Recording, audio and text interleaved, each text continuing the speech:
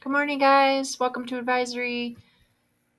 Today is our fourth part of the testing skills lesson today. Okay, so this is Bobby, right? He has to memorize 118 elements for his chemistry test. His judge voice tells him that he can't do it. It's like, that's too many, it's too much. So let's help Bobby listen to his explorer voice. His explorer voice might very well say something like, oh, I could take this many to study on this day, and I could take this many to study on this day and add it, and go through, maybe make some flashcards, break it down in a manageable way so that it doesn't seem overwhelming. Instead of listening to his judge voice who's saying, you can't do it. It's too many. Your brain's going to explode. Just don't even bother, right? So these are the different voices that he might hear when he is about to take on this task of memorizing all of these elements. Here's two ways. If somebody were to tell you you need to memorize all 118 elements in the periodic table, you could say that's crazy.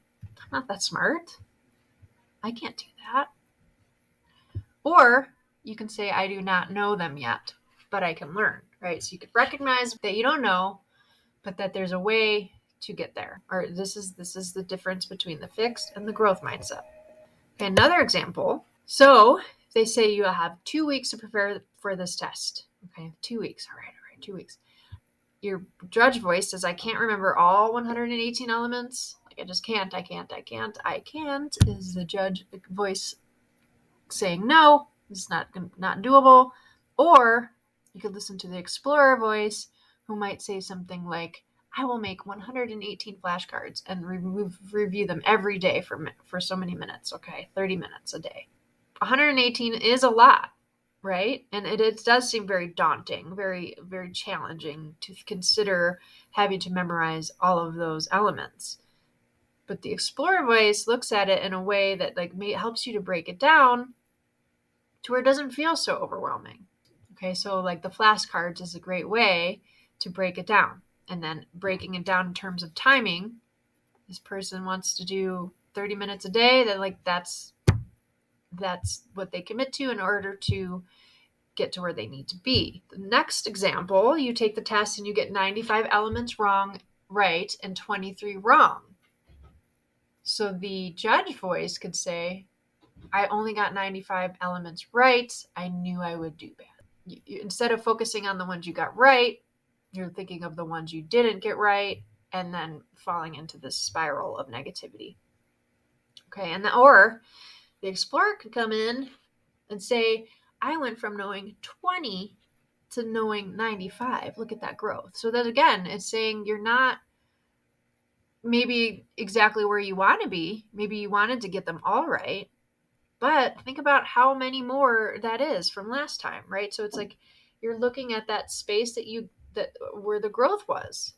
Okay, it's not perfect, but nothing is, right? So let's focus on the growth that you were able to show.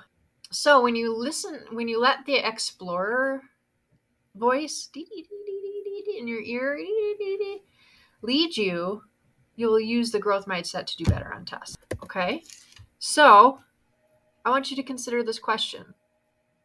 No need to write anything down. You could discuss it with the person next to you if there's time. But I just want you to think about, have you ever said something like, I can't do well, so I'm not even going to try? To where before you even gave it any effort, you said no. You just decided you weren't good enough. This is just something I want you to think about. So if the answer is yes, just remember that many people use this kind of defeated language, and you can change that, right? We talked about all of those techniques before, right? And those are legitimate. These are legitimate thoughts to have when you're facing something new, okay? But just remember, it can change. If you don't say that, if that's not something you've ever said, that's awesome.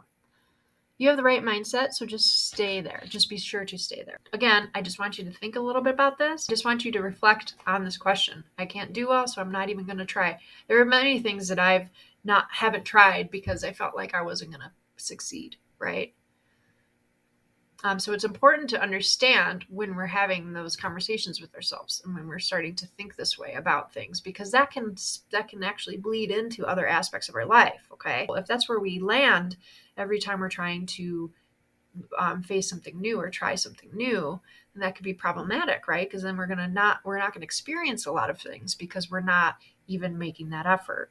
So again, first step in making any change is like that recognition of how things are. If this is something that you find yourself saying to yourself, just acknowledge it.